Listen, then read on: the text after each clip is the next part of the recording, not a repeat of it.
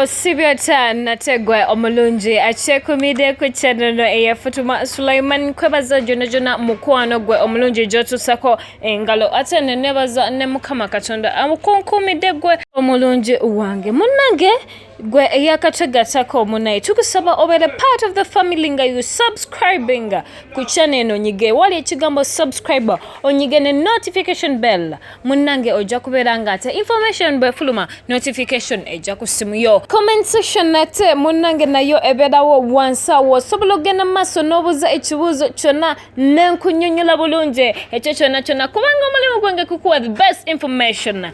Inga tutandikiddewo munnange gwe omulungi tugenda okwogera ku mukyala Peyton sanyu jerere ku saidi eyo tugenda kubimanya omukyala Susan Makula ebibye bitabuse era bibi tugenda gena maso nabyo tubikuwe munnange omukulu Jeff Kiwa yagenza maso n'okuzza omuliro ku saidi y'omukyala Shiba kalunji oluvanyuma lw'okuva mu ttima no sleep saidi y'omukyala Ruth Komuntale omumbeja w'ettoro munnange nayo ebintu si birungi yadde anti ewaabwe maziga merere gona amawulire nagamba ogasanga wano nga tutandikiddewo ku mukyala Shiba kalunji munnange ebibye bibi anti wetwogera omukulu Jeff Kiwa yazizza omuliro nagamba oyo mukazi tasobola kubeera nga ate munnange agenda maaso n'okudevelopinga oba okukulakulana ng'akyayisa mu mbeera ezo ze yayisamu omukulu Jeff yagenza maaso n'okwogera ebigambo bino yagambye you find someone spending all their time plastering red lipsticks and taking photos. How do you sell your music like that? Seriously, I don't need lipstick artists. For 5 years, enough for you to be a brand material and an international artist. But when you are fixed with small things like red lipstick, you remain just a vixen. Muna yebigambo bino, omukulu Jeff watu we yagambye. Netugamba nti kyagamba Shiba kalunji is just a vixen. Muna yeyo mukyala Shiba yasazewo n'agamba bino ebintu. Mukama katonda baddenga bwo from day one mukama katonda yamufudde kyali era bwasazewo kutwala step energy yasazewo kutwala agenda maaso nayo era nga sinzira ku post gye yakoze y'oluyimba lwe yagambye nti God has always been above all for me but I've never showcased that in my work. I am now a biggest chapter of my life and I want to put God first in everything that I'm doing.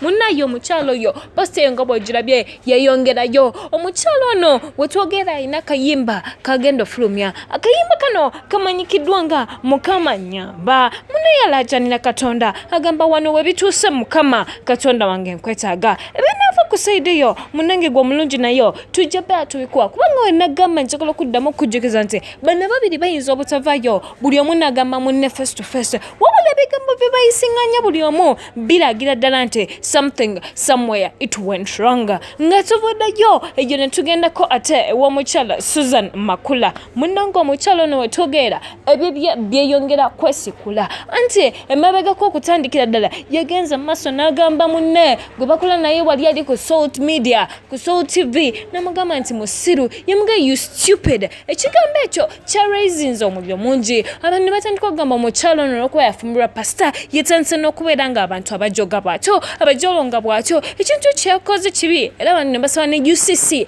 ebeerenga ebbaninga omukyalo ono okuddamu okubeera ku mpebwo tubadde tukyali awo omukyalo ono munajja nagenda maaso n'agamba nze banfaananya Nnaabagereka yayongeddeko ng'agamba nti munnange omukyalo ono nali musisinkanyeko wabula saamutuukirako ddala lw'ensonga abantu bangi abali bagenda maaso n'okumubuuzaako nange nayagala ntuukewo naye ate munnajja ne ndabanga omukyalo ono ekintu kye bakola Nnaabagereka kyali kimumalako emirembe naye nga nsaba bambi tusisinkane nze naye mbuntu kubanga bamunfaananya kino kyasitudde omubaka w'emukono n'agamba nti nyabo Makula totuleetako kajjanjaffe toddamu kututyobola bwotyo fe Abaganda tebeegeraageranya ku first family ya Buganda oyinza otugamba nti ofaanana Nnaabagereka okukuba kujolonga nyabo obeera n'empisa oli mukyala Muganda ekintu kye wakoze kikyamu nnyo toddangamu yadde okwogera ekigambo ekyo omubaka Nambooze yawandudde omuliro n'amugamba nyabo Makula toddangamu kukola kintu ekyo era munnange ekyo kye wakoze kikyamu